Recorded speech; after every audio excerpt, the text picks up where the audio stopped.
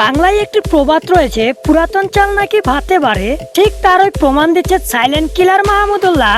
বাংলাদেশের batting, bowling, fielding তিন ফরম্যাটেই যেন সেরাদের সেরা মাহমুদুল্লাহ। বুড়ো বয়সে যে পারফরমেন্স করছে তার ধারে কাছেও নেই বাংলার যুবরা। ইন্ডিয়ার সাথে তার পারফরমেন্স সত্যি বাংলার মানুষের হৃদয় ছুঁয়ে যাওয়ার মতো। ইন্ডিয়ার সাথে টসে হেরে প্রথমে বোলিং করতে আসে বাংলাদেশ। প্রথম 5 ওভার দারুণ বোলিং করে বাংলাদেশের বোলাররা, কিন্তু পাওয়ার প্লের শেষ ওভার এসে 22 রান দিয়ে বসে সাকিব আল হাসান। সাকিবের এমন ব্যর্থতার পর সপ্তম ওভারে বল করতে এসে বাজিমাত করে মাহমুদুল্লাহ রিয়াদ মাত্র 6 রান দিয়ে তুলে নেয় রোহিত শর্মার উইকেট। বাংলাদেশ 50% ম্যাচ ছাড়ে ক্যাচ মিস দেওয়ার কারণে এ ম্যাচেও তার ব্যতিক্রম ছিল না। তবে এ ম্যাচে সেরা ফিল্ডিং এর তকমা পায় মাহমুদুল্লাহ রিয়াদ শিবম দুবের ক্যাচ ধরে। সত্যি অভাবনীয় ক্যাচটি ধরেন মাহমুদুল্লাহ। এখানেই থেমে থাকেননি মাহমুদুল্লাহ। ব্যাটিং করে আবারও প্রমাণ দিলেন তিনি বাংলাদেশের সর্বকালের সর্বসেরা ফিনিশার।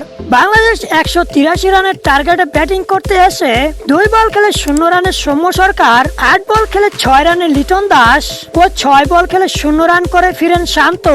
এই তিনজনের পারফরমেন্স নিয়ে নতুন করে কিছু বলার নেই। এরা প্রতি ম্যাচে এমনই খেলে, ভবিষ্যতেও মনে হয় এমনই খেলবে। তবে 28 বল খেলে 40 রান করে দলীয় সর্বোচ্চ রান নিয়ে মাঠ ছাড়েন মাহমুদুল্লাহ রিয়াদ। প্রস্তুতি ম্যাচে মাহমুদুল্লাহ রিয়াদের পারফরমেন্স কেমন ছিল, আপনার কেমন লেগেছে তা আমাদের কমেন্ট করে জানিয়ে দিবেন।